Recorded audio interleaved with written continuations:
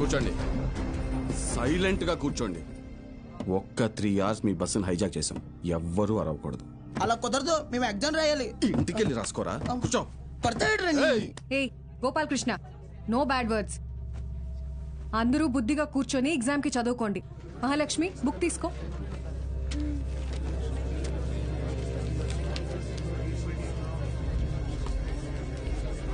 రే, నేనేం చెప్తున్నాను మీరేం చేస్తున్నారా? భయం లేదా? లేదురా. ఏరా?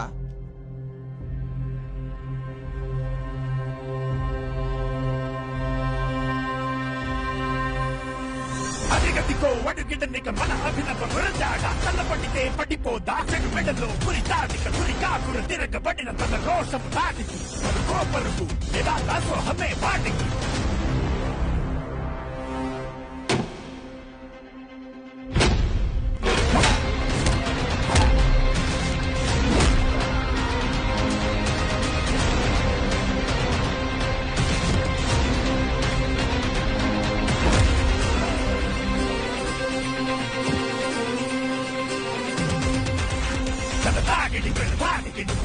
సరాసరి నీ జీవితంలో చీకటి విడాడితే సాగని శివదాండవ విద్యాగదు నమరుకం నీ నాటకం ఇక సాగదు కుతుల కలకలం శివదాండవ విద్యాగదు నమరుకం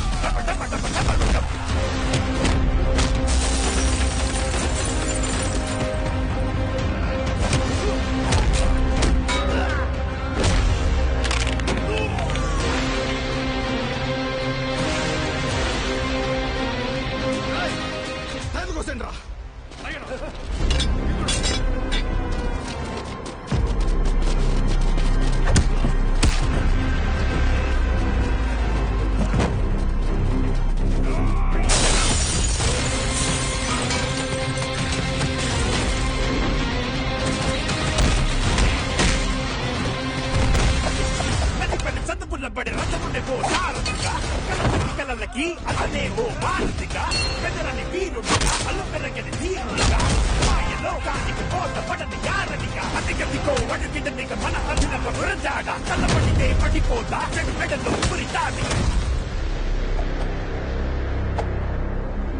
స్టూడెంట్స్ అందరూ జాగ్రత్తగా మీ సీట్లలో కూర్చోండి. డ్రైవర్, నువ్వు బస్ పోని. Okay madam.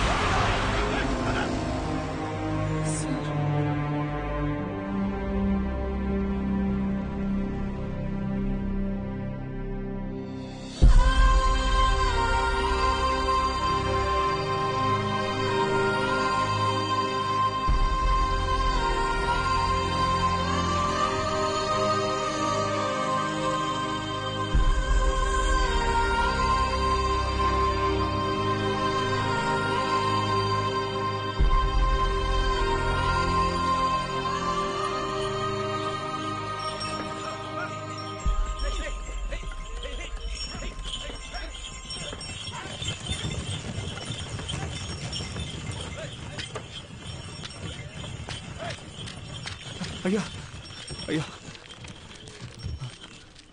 అయ్యా పిల్లలు ఎగ్జామ్ రాయడానికి టౌన్కి వెళ్ళాలి, కొంచెం మీ ఎడ్ల బండిలో తీసుకెళ్తారా? దాన్ని అమ్మడానికి వెళ్తున్నాం బాబు. బండిలో అసలు తలం లేదు, చాలా కష్టం. అయ్యా కొంచెం ఆలోచించండి అయ్యా, పిల్లల చదువు అయ్యా, వాళ్ళ భవిష్యత్ అయ్యా. అది కాదయ్యా. ఓ పెద్దాయనా, ఏం చేస్తున్నావు? నీకేం పిచ్చి పట్టిందా? నాకు పిచ్చి కాదయ్యా, తెలిసే చేస్తున్నా. ధాన్యం ఈ రోజు కాకపోతే రేపు అమ్ముకోవచ్చు, కానీ పిల్లల భవిష్యత్తు అంటున్నారు కదా, ఈ రోజు పిల్లల్ని పరీక్ష రాయించడానికి తీసుకెళ్తాం. ఆలోచించకుండా దించండి అయ్యా. రే ధాన్యం దించండిరా, దించండిరా, దించండి.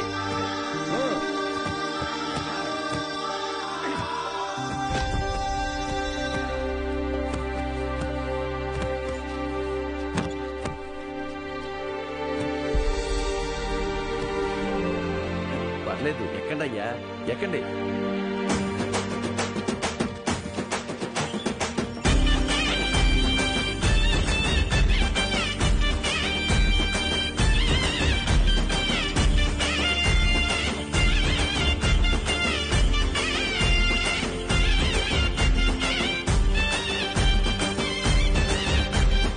అయ్యా ఉంటామయ్యా.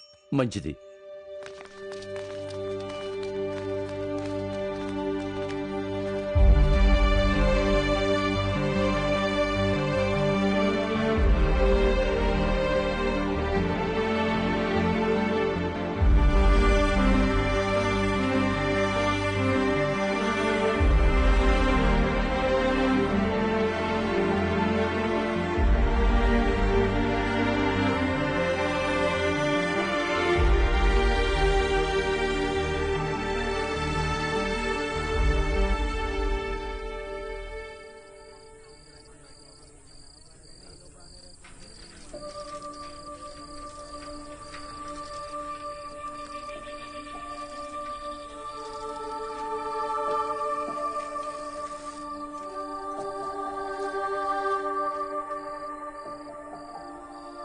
ఈరోజు ఎంసెట్ ఎగ్జామ్ రిజల్ట్స్ అన్నా, భయంగా ఉంది, కొంచెం చూసి చెప్పవా?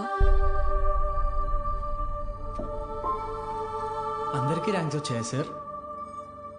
మీకే ర్యాంక్ వచ్చింది sir?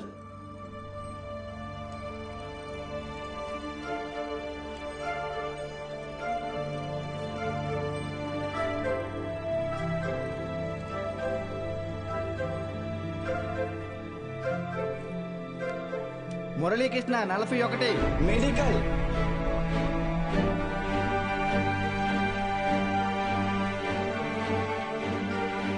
Suresh 59 medical. Bhargavi 9 medical. Kusuma 55 engineering. Anantalakshmi 43 medical. N Rambabu 29 engineering. M Venkatalakshmi 30. P Mahalakshmi 15. C Padmavati 8. G Pramila 33. D Veeranna 9.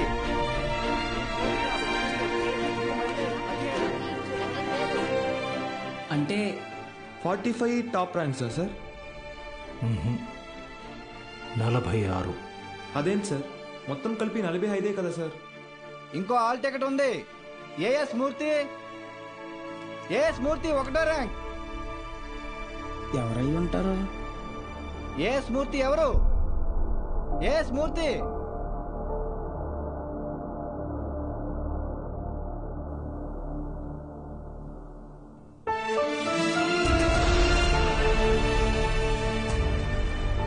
నాతో కలిపి 46.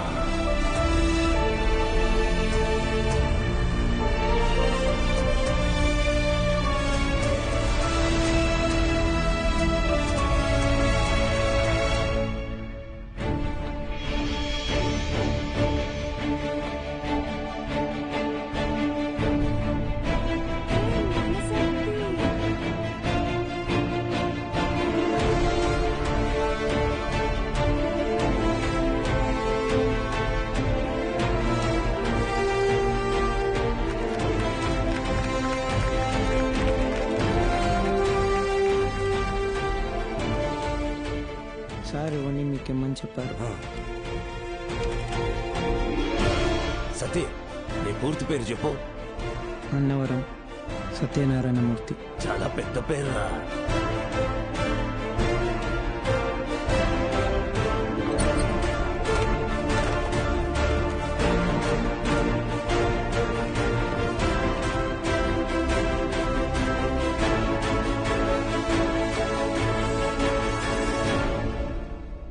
సాధించావు బాలు.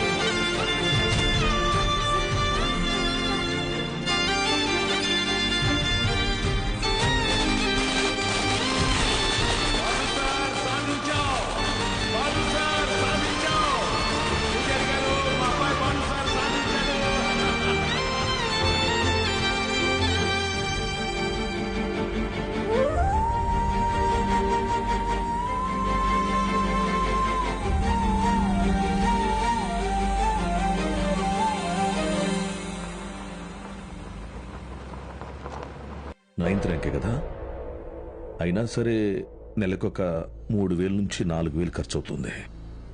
మీ నెల జీతం 900 అనుకుంటా కదా? అవునయ్యా. భయపడద్దు, అప్పు చేయక్కర్లేదు. మీ అబ్బాయి చదువు పూర్తయ్యేంత వరకు ఫీజు బాధ్యత నాది. పై చదువులకు అమెరికా పంపిస్తాను. అమలాపురంలో సబ్ ఇన్స్పెక్టర్ గా పోస్టింగ్ ఇప్పిస్తాను. మీ అమ్మగారితో టౌన్లో హోటల్ పెట్టేస్తాను. నువ్వు చేయాల్సిందల్లా ఒక్కటే, నీకొచ్చిన మార్కులు త్రిపాఠి ఇన్స్టిట్యూషన్స్ లో చదవటంలో వచ్చాయని చెప్పాలి. నువ్వు మా కాలేజీలో షార్ట్ టర్మ్ క్రాష్ కోర్స్ తీసుకున్నట్టు ఈ అగ్రిమెంట్ మీద సైన్ చేయాలి. మీ అమ్మ నాన్న పోగొట్టుకున్న పొలం ఇక మీదట మీదే. ZPTC chairman post, anonymous.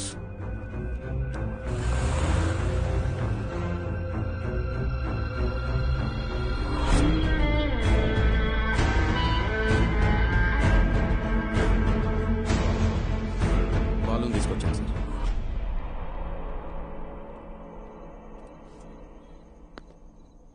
నీ స్టూడెంట్స్ సంతకాలు చేసి ఇచ్చారు నాకు. మీ ఈ ర్యాంకుల కారణం ఎవరని నిద్రలేపడిగిన త్రిపాఠి అనే చెప్తారా? పబ్లిక్ లో పొరపాటుని పేరు తలిచిన ఒక్కరికి కూడా ఫ్యూచర్ లేకుండా చేస్తాను. అర్థమైందా? ఆ రోజు దట్ అసెంబ్లీ డే నీ ముఖం కూడా నేను సరిగ్గా గమనించేది ఎక్కడో దూరంగా ఉన్నావు కదా. ఇంత చిన్నగా ఉన్నావు. వచ్చి నన్నే ఊడిద్దాం అనుకున్నావా? త్రిపాఠి సార్, చాలా రోజుల క్రితం మీరు నాతో అన్నారు, 0 fees 0 education, more fees more education అని. ఆ బోర్డులో ఉన్న స్టూడెంట్స్ ఎవ్వరికి వేలకి వేలు ఫీజు కట్టడం వల్ల ఈ ర్యాంకులు రాలేదు. మీరు వాళ్ళకి లక్షల లక్షల డబ్బులు ఆశ చూపించి వాళ్ళ ర్యాంకుల్ని, వాళ్ళ గెలుపుని కొన్నారు. ఇది కూడా ఒక గెలుపేనా?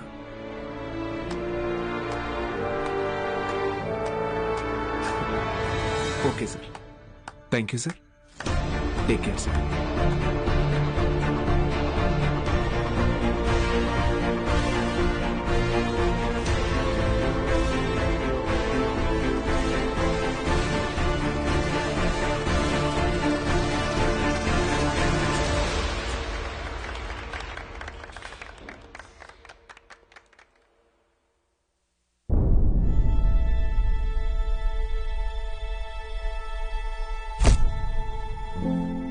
ఏ మనిషి అయితే మిమ్మల్ని నమ్మలేదో ఈరోజు ఆ మనిషే మీ ఇంటి ముందుకొచ్చి మిమ్మల్ని తన ఇన్స్టిట్యూట్కి బ్రాండ్ అంబాసిడర్ అవ్వమని బతిమాలుతున్నాడు.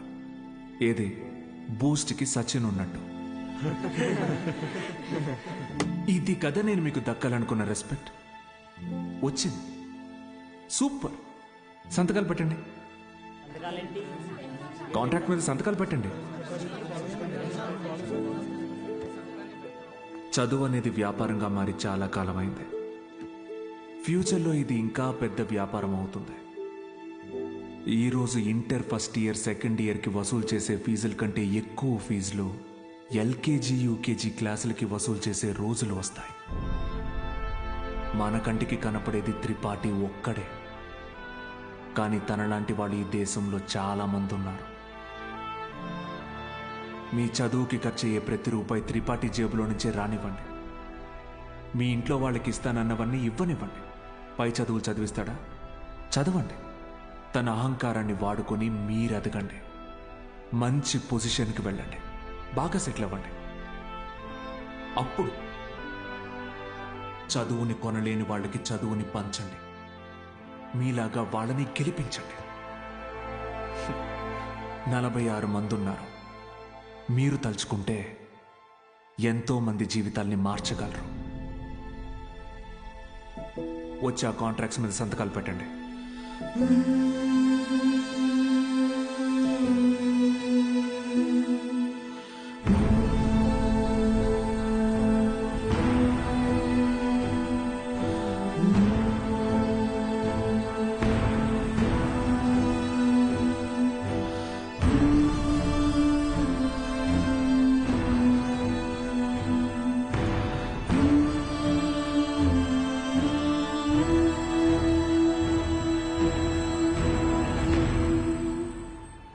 నేను త్రిపాఠి ఎడ్యుకేషనల్ ఇన్స్టిట్యూషన్లో చేరిన మొదటి రోజు ఎప్పటికీ మర్చిపోలేను.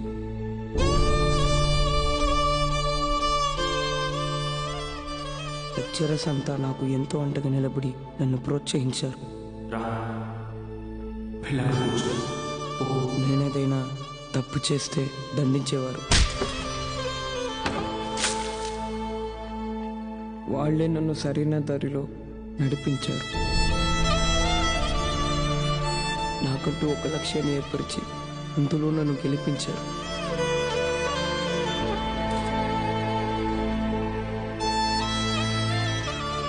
నాకు అమ్మ నాన్న లేరు. త్రిపాఠి ఎడ్యుకేషనల్ ఇన్స్టిట్యూషనే నా ఫ్యామిలీ.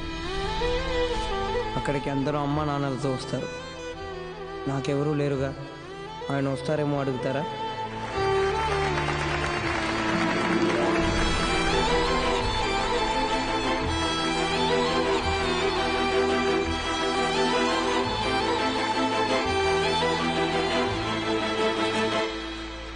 వెళ్ళిపోయాడు. వరం ఇచ్చిన తర్వాత దేవుడు ఎలా మాయమైపోతాడో అలా మాయమైపోయాడు. ఆ తర్వాత బాలు సార్ని మేము ఎప్పుడూ కలవలేదు. ఆయన ఉంటే త్రిపాఠి వల్ల మాకు ఎప్పుడైనా ప్రాబ్లం వస్తుందనుకున్నాడు ఏమో. వెళ్ళిపోయాడు.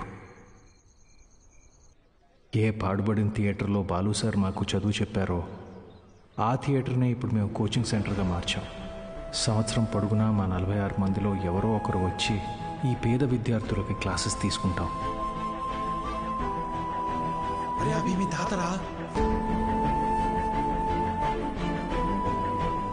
ఇక్కడ చదువు అమ్మబడదు, పంచబడుతుంది.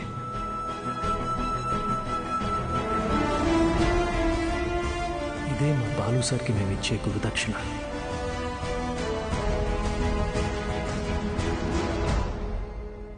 ఇప్పుడు బాలు సార్ ఎక్కడున్నారు సార్?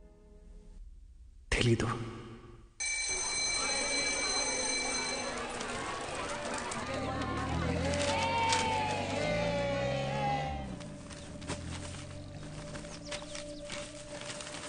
அண்ணா ஒரு பண்ணு கொடுங்கண்ணா.